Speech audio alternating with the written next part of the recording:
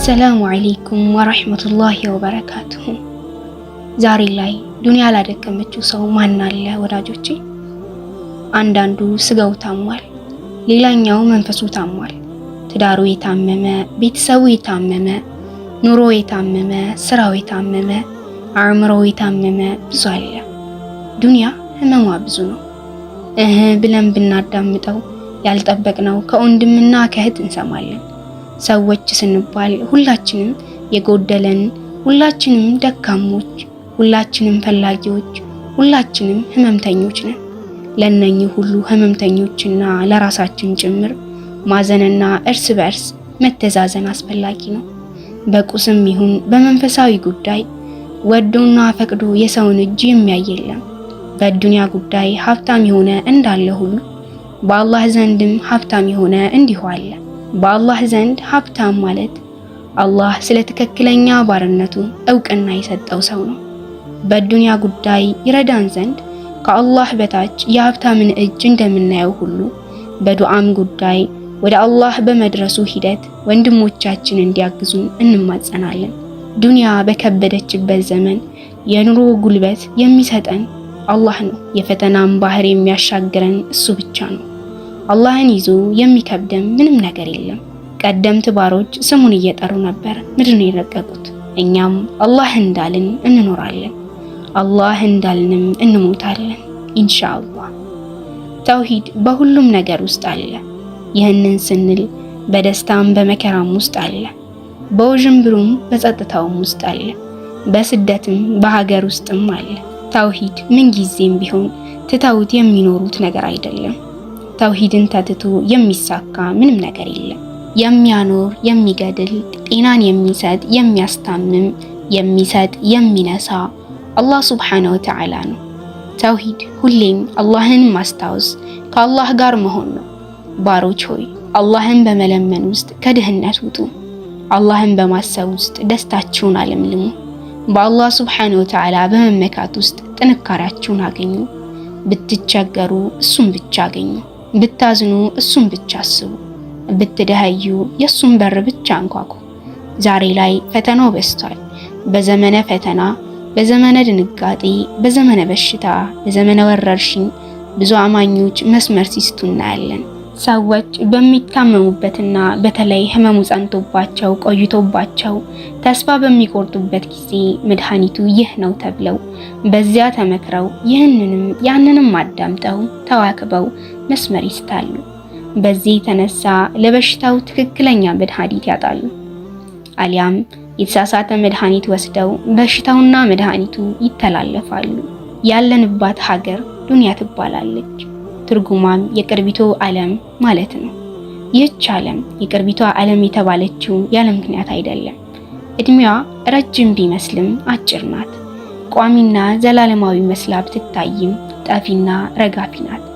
ጉዟችን ወደፊት እስከሆነ ድረስ ሞትና ቀብር ጨምሮ የሚመጣው ሁሉ ቅርብ ነው።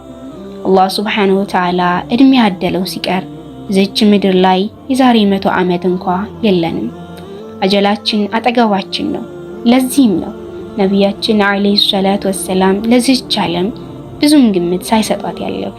በምድር ላይ የመገኘታቸው ምሳሌ ሲያስቀምጡ እኔና ይህች ዱንያ ዛፍ ጥላ ስር እንዳረፈና ጥሎ እንደሄደ መንገደኛ ነን ብለዋል። ንግግራቸውን የሰማና በጥልቀት ያስተዋለው ታላቁ ሰሃባ አብዱላህ ኢብኑ ዑመር ረዲየላሁ ዐንሁ ለሰዎች እንዲህ በማለት ይመክሩ ነበር።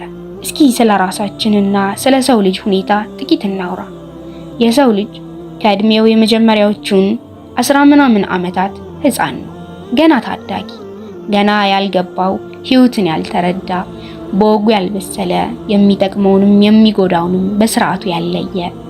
ከ18 እስከ 35 ዓመታት ባሉ ጊዜ ውስጥ ደግሞ አትንኩኝ፣ አትጠጉኝ የሚል ለያዥ ለገናዥ የሚያስቸግር፣ ታላቁን የማያከብር፣ እምሩን የሚዳፈር፣ በገዛ ወላጆቹ ላይ ምላሱን የሚያስረዝም፣ ገመድ የማይዘው፣ ሰንሰለት የማይጥለው፣ ከሱ በቀር እዚች ምድር ላይ ሰው ስለመኖሩ የሚጠራጠር፣ ቢወድቅ የሚሰበር፣ ቢሞት ስጋው በአፈር የሚደፈር የማይመስለው፣ ከመሬት ከፍ ከሰማይ ዝቅ ብሎ የሚበር ፍንዳታ ነው።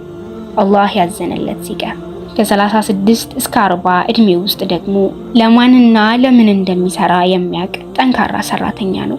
በዚህ የእድሜ እርከን ላይ ምራቅ ይውጣል ይበስላል ተብሎ ስለሚታሰብ የዚችን ዓለም ባህሪ በወጉ ይረዳል።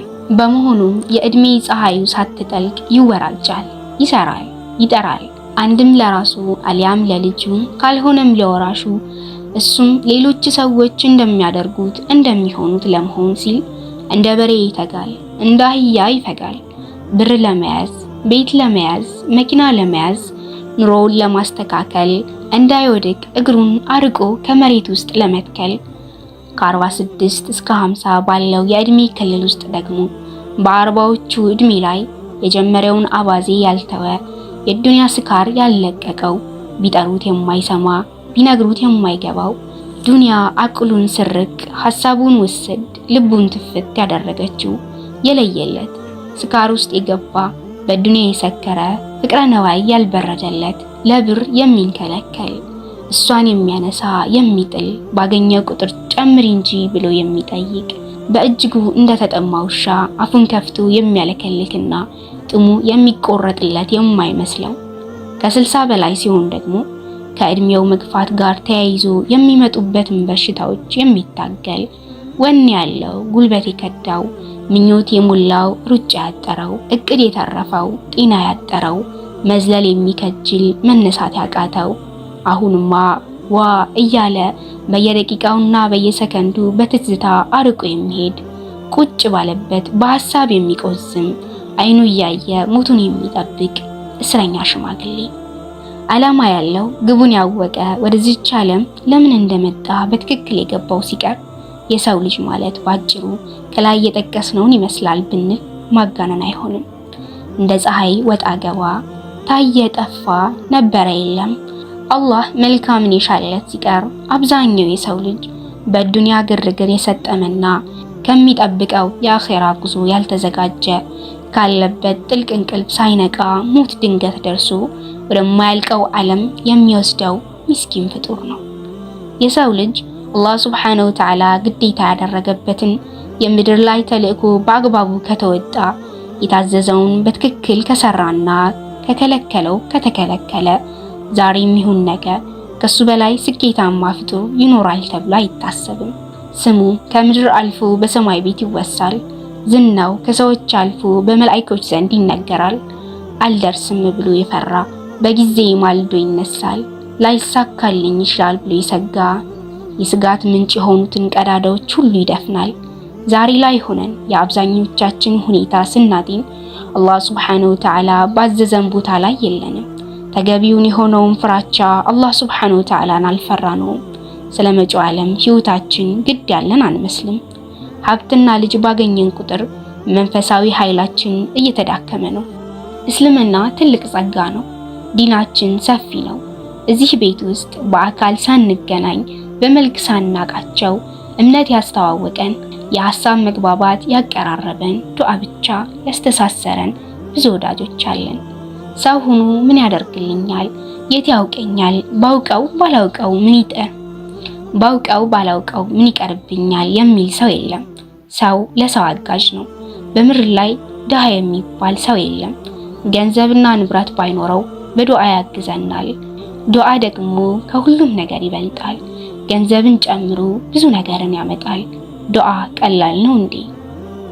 ከአብራካችሁ እንደወጣ እንደምትሳሱለት ልጅ የዱንያ ሸክም ቅልል ይላችሁ ዘንድ ተመኘው። አሚን ካላችሁ ትጠቀማላችሁ። አላህ ሱብሓነሁ ወተዓላ ያሰብነውን ያሳካልን። አላህ በሰማነው ተጠቃሚ አድርገን።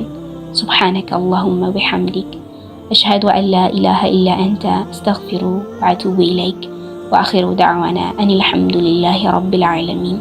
ወሰላሙ ዓለይኩም ወረሕመቱላሂ ወበረካቱሁ።